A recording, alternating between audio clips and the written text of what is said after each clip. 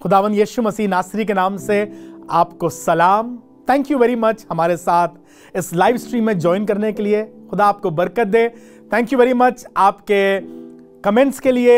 Thank you very much for blessing us with beautiful words and thank you very much for praying for us. मैं विश्वास करता हूँ ये sessions आपको बरकत दे रहे हैं, आपको इनकरेज कर रहे हैं और आपका ये इबादत का समय खुदावन में खूबसूरत हो रहा है। मैं खुदा का शुक्र करता हूँ इस अच्छी टीम के लिए जो हमारे साथ मिलकर काम कर रही है, दुआ कर रही है। Thank you very much for standing with us. May God bless you. आज हम लोग अपने सफर में बात करेंगे जब इजरायली जंगल में एक जगह आके उलझ जाते हैं, कदेश बरना में, और बहुत दिन चलने के बाद इन्हें पानी का कोई स्थान नहीं मिलता है। गला सूख रहा है, बच्चे रो रहे हैं, जानवर भी अब मूर्छित होने लगे हैं और इतने लंबे सफर में लोग भी अब थकने लगे हैं। And when people are tired and they have been travelling for long, लाजमी है वो गुस्सा होंगे, चिड़चिड़ाएंगे, इरिटेट होंगे। और आज ये पूरी मंडली बहुत खिसियाई सी है और तैयार है मूसा को मार डालने के लिए। आज मूसा भी नाराज हो रहा है, खुदा से कह रहा है मैं कब तक इनका बोल उठाऊंगा, कब तक ये मेरे पीछे ऐसे ही पड़े रहा करेंगे। सब कुछ मैं इनके लिए पूरा करता हूं और ये मेरी बात मानते नहीं है। They are against me, they are always after me, I am sick and tired. बहुत रेयर देखा गया है कि मूसा इस तरह से गुस्सा हो जाए, पर लोगों की बुड़बुड़ाना, कुड़कुड़ाना, हर समय तंज कसना आज मूसा की भी हिम्मत सी तोड़ रहा है। बट गॉड टेल्स हिम, ये लोग हैं, ये इंसान हैं, इंसानों की आदत है, ये अक्सर खुदा की रहमतों को भूल जाते हैं। याद है ना, आपने दाऊद ने भी अपने आप से कहा था, हे मेरे मन यहोवा को धन कहे और जो कुछ मुझ में है उसके पवित्र नाम को धन कहे। हे मेरे मन यहोवा को धन कहे और उसके किसी उपकार को। मुझे लगता है ये वाली आयत हम अपने आप को बार बार याद दिलाते रहें ताकि हम खुदा के उन अजायब कामों को जो उसने हमारी जिंदगी में किए हैं याद करते रहें। पर लोग जब आज मजबूर थे, प्यासे थे, दुखी थे, थके थे, तो खुदा की रहमतों को भूल गए और मूसा से लड़ने को तैयार। आज मूसा भी खिन हो गया है, इरिटेट हो गया है और गुस्सा हो गया है। गुस्सा शायद दुनिया की सबसे खराब चीज है। जहर से ज्यादा, नशे से ज्यादा, बंदूक की गोली से ज्यादा जो नुकसान करता है वो करता है गुस्सा। किसी ने कहा है anger is the beginning of destruction. और एंगर और डेंजर में सिर्फ डी का अंतर है। अगर आप एंगर के आगे डी लगा दीजिए, डेविल वाला डी, तो डेंजर हो जाता है। बाइबल में कहा गया है क्रोध तो करो पर पाप ना करो। मेरी दुआ यह है जब आज मैं खुदा का कलाम आपके साथ बांट रहा हूं, अपने लिए दुआ कर रहा हूं और आपके लिए दुआ कर रहा हूं, खुदा बाप हमारे एंगर पर तेरा पहरा हो ताकि हम डेंजर में ना फंसे। अगर आप गुस्सा करते हैं, आपसे भी खता हो जाती है। बेटा, अगर तुम बहुत जल्दी चिढ़ जाते हो, बिटिया तुम्हारे मुंह से गंदी बात निकल जाती है, अगर तुम पापा से खराब बात करते हो, या पापा जी आपके मुंह से अक्सर वो बातें जो नहीं निकलनी चाहिए निकल जाती हैं, तो आज खुदा से माफी मांगिए। और अगर आपका दिल करे तो किसी के साथ शेयर कीजिए ताकि वो भी गुस्सा करना कम कर सके। और अगर आप किसी को जानते हैं ना जो बहुत गुस्सा करता है, उसे तो जरूर शेयर कर दीजिए। मैं भी शायद आज खुदा का कलाम उसके दिल से बात करे और हम एंगर से और डेंजर से बच जाए। मेरी टेबल पर एक बहुत सुंदर सा फ्रेम रखा था और उस पर एक बड़ी अजीब सी बात लिखी थी, a size of a man is measured by the things that make him angry. मतलब इंसान का कद उसी चीज से मालूम चलता है जो चीज उसे गुस्सा कर दे। और जो तस्वीर बनी थी उस पर ना, वो ये था कि एक आदमी अपनी टेबल पर बैठा हुआ है और एक मक्खी उड़ रही है और वो मक्खी को मारने के चक्कर में अपनी पूरी टेबल तहस नहस कर देता है, इंक उलट देता है, पानी गिरा देता है, पेपर फाड़ देता है, and his table was a mess because there was a fly that was troubling him. I kept it purposely on my table, ताकि मुझे याद रहे कि मैं कहीं इतना छोटा तो नहीं कि एक मक्खी मुझे गुस्सा कर देती है। जरा सा चाय में चीनी ज्यादा हो गई, हमने घर सर पर उठा लिया। जरा सा नमक कम हो गया, हम चिल्लाने लगे। बच्चे ने ग्लास तोड़ दिया, हमने बच्चे को तोड़ दिया। लड़का गाड़ी लेके गया, स्क्रैच लगा दी, हमने ऊपर से लेकर नीचे तक बच्चे पर बेते लगा दी, बरेते बन गए हैं। घर टूटने के कगार पर है, क्योंकि गुस्सा सब कुछ तहस नहस का एक आग की तरह है जो अनकंट्रोलेबल है। किसी ने कहा है anger is like a fuel that keeps you out of control. नियंत्रण नहीं कर पा रहे, क्योंकि गुस्से में हमारी जुबान से ऐसी बातें हो रही हैं, हमारे हाथों से ऐसे काम हो रहे हैं, हमारे विचारों में ऐसी बातें आ रही हैं, जितने फैसले गुस्से में लेंगे सब खराब होंगे। Because whenever you make a decision in your anger, it is not with your wisdom, it is because of anger, and that will ruin your life. परमेश्वर ने गिनती उसके 20वें अध्याय के 10वें पद में, जब लोग पानी के लिए बहुत चिड़चिड़ा रहे थे, बुड़बुड़ा रहे थे, मूसा से कहा तू उस पर्टिकुलर चट्टान के ऊपर जाना और जा करके अपने लोगों को साथ में ले, हारून को साथ में ले, और सब लोगों के देखते चट्टान से बातें करना और मैं तुम्हें पानी दूंगा। अब मूसा भी इरिटेटेड था, फ्रस्ट्रेटेड था, एरन भी आज गुस्सा था, लोग तो गुस्सा थे ही। इसने वहां के प्राचीनों को, बड़े लोगों को जमा किया, पूरी भीड़ के सामने ये पहाड़ पर चढ़ गया। मूसा खड़ा था, हारून खड़ा था और सब अगुवे खड़े थे, और उन सब के देखते इसने चट्टान पर लाठी मारी। खुदा ने क्या कहा था? बातें करना। इन्होंने क्या किया मूसा ने? Because he was not able to listen what God said because of his anger. अभी तक तो मूसा खुदा की हर बात मानता था, इंच बाय इंच जो खुदा ने कहा था बिल्कुल वैसे ही तंबू बनाया, हर जगह खुदा की बात मान के चलता रहा। पर आज क्योंकि गुस्से में था, गुस्से में ना हमारा दिमाग काम करता, ना हमारी आंख काम करती, ना हमारे कान काम करते हैं। काम करती तो सिर्फ ये जुबान और वो एक्शंस जो खराब होते हैं।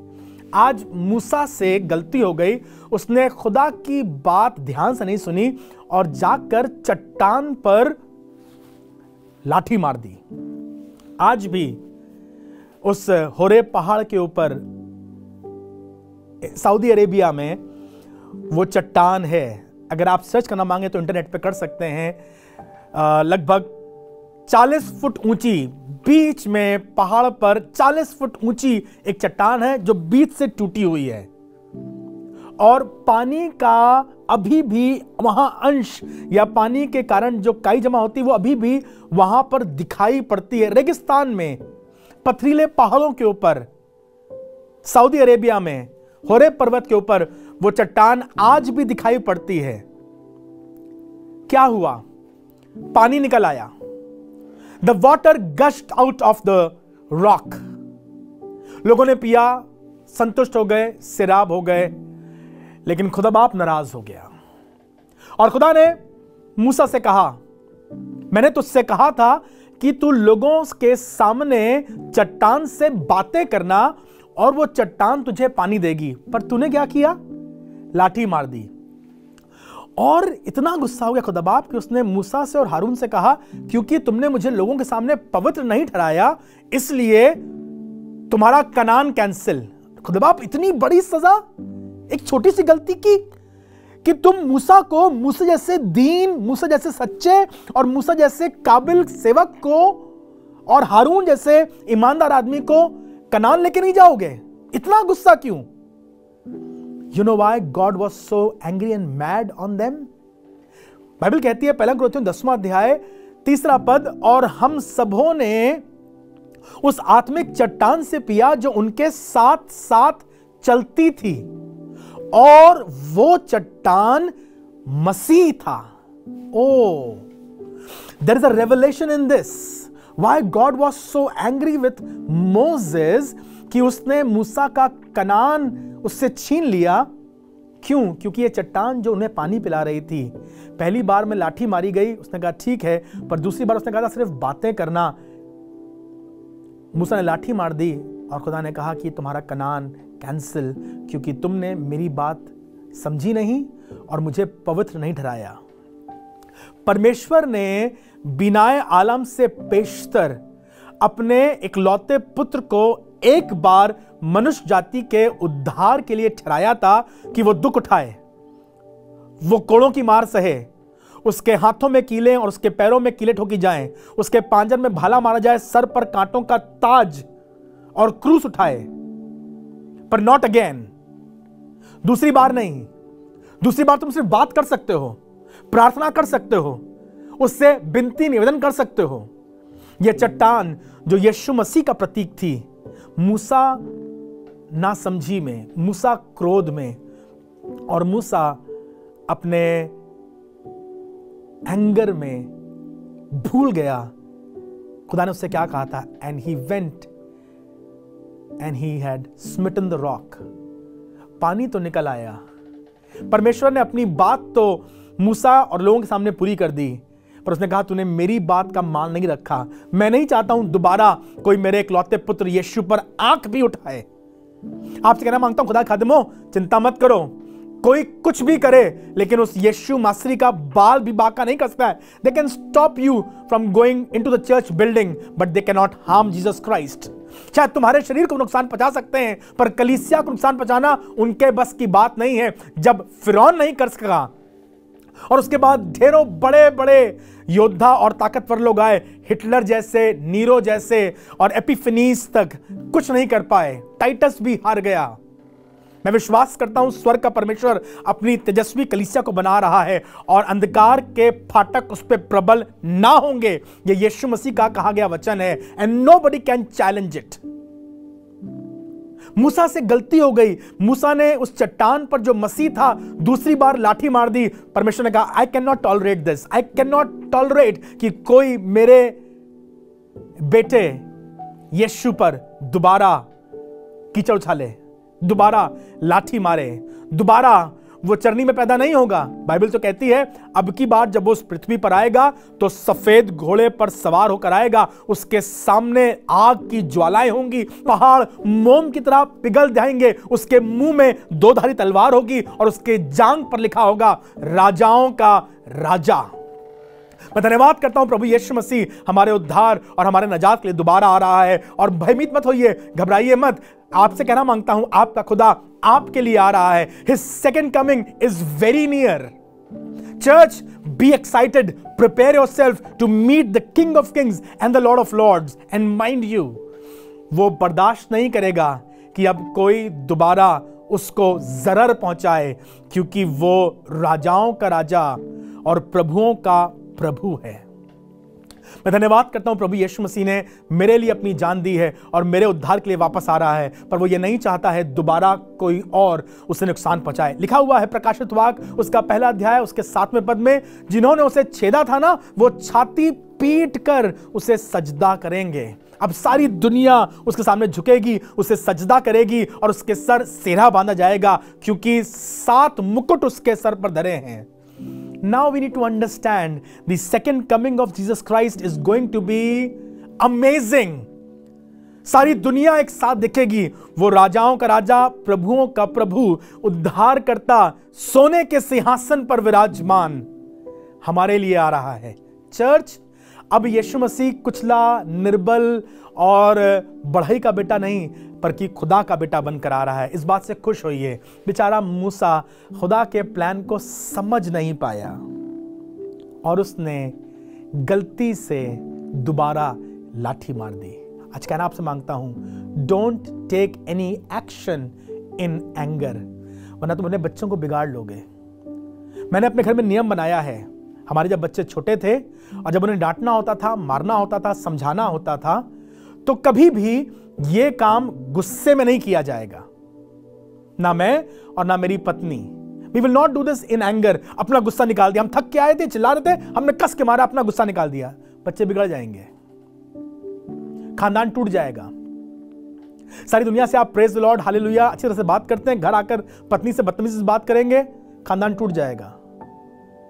पादरी साहब, पापा जी, मम्मा जी, सीखिए इस बात को, समझिए इस बात को। गुस्सा जलाकर भस्म कर देता है, तोड़ देता है रिश्तों को, परिवार को, खानदानों को। हमारे घर में हमारे पिताजी ने अमरूद का पेड़ लगाया था और उसे नाम दिया था समझावन। और जब कभी वो गुस्सा होते थे और उन्हें हमें समझाना होता था तो हमसे कहते थे, जाओ जाकर के अमरूद की संटी तोड़ लाओ, और फिर उससे हमारी पूजा अर्चना होती थी। और मैं खुदा का शुक्र करता हूं कि आज मैं यहां पर इसीलिए बैठा हूं। पर मैंने भी एक फैसला लिया, पापा हर बार कहें जाओ तोड़ लाओ और लाएं और उससे फिर हमारी आरती उतारें, तो हमने भी अपने यहाँ उस अमरूद के पेड़ का बढ़ना ही खत्म करा दिया। जैसे ही अमरूद का पेड़ जरा सा बड़ा हो हम तोड़ दें, जरा सा बड़ा हो हम तोड़ दें, जरा सा बड़ा हो हम तोड़ दें। एक दिन हमारे पिताजी पूछने लगे, क्या बात है, इसमें फल नहीं लग रहा है, इसकी पत्ती बड़ी नहीं हो रही है, इसमें कुछ ग्रोथ नहीं हो रही है। बड़े परेशान थे, दवाई डालें, खाद डालें, पानी डालें, कैसे बढ़ जाए, हम जो घर में रहते थे। फिर एक दिन जब वो बहुत परेशान थे, मैंने उनको बताया, आप हर दिन मंगवा लेते हैं, हमारी उससे आरती उतारते हैं और फिर हमें तकलीफ होती है। उन्होंने कहा, बेटा ठीक है, आज से तुमसे वायदा कि तुम्हें अमरूद की संटी से कभी नहीं मारूंगा। And I am grateful, my dad never used that guava stick on me again. पर मैं धन्यवाद करता हूं, गुस्सा बहुत कुछ बिगाड़ता है पर प्रेम बनाता है। आज मेरी दुआ यह है, जिनका घर, जिनका बिजनेस, जिनकी जिंदगी गुस्से से बिगड़ गई है, खुदा के पास चलो। वो दया करने वाला, वो प्रेम का अथाह सागर है, क्षमा की खान है, तुम्हारी जिंदगी को बहाल कर सकता। आज कहो, प्रभु मेरे दिल से, मेरे दिमाग से, मेरी आत्मा से गुस्सा निकाल दे और मैं चाहता हूं मुझे अपने प्रेम से भर दे, ताकि मैं तेरी जलाल का वसीला बन सकूं।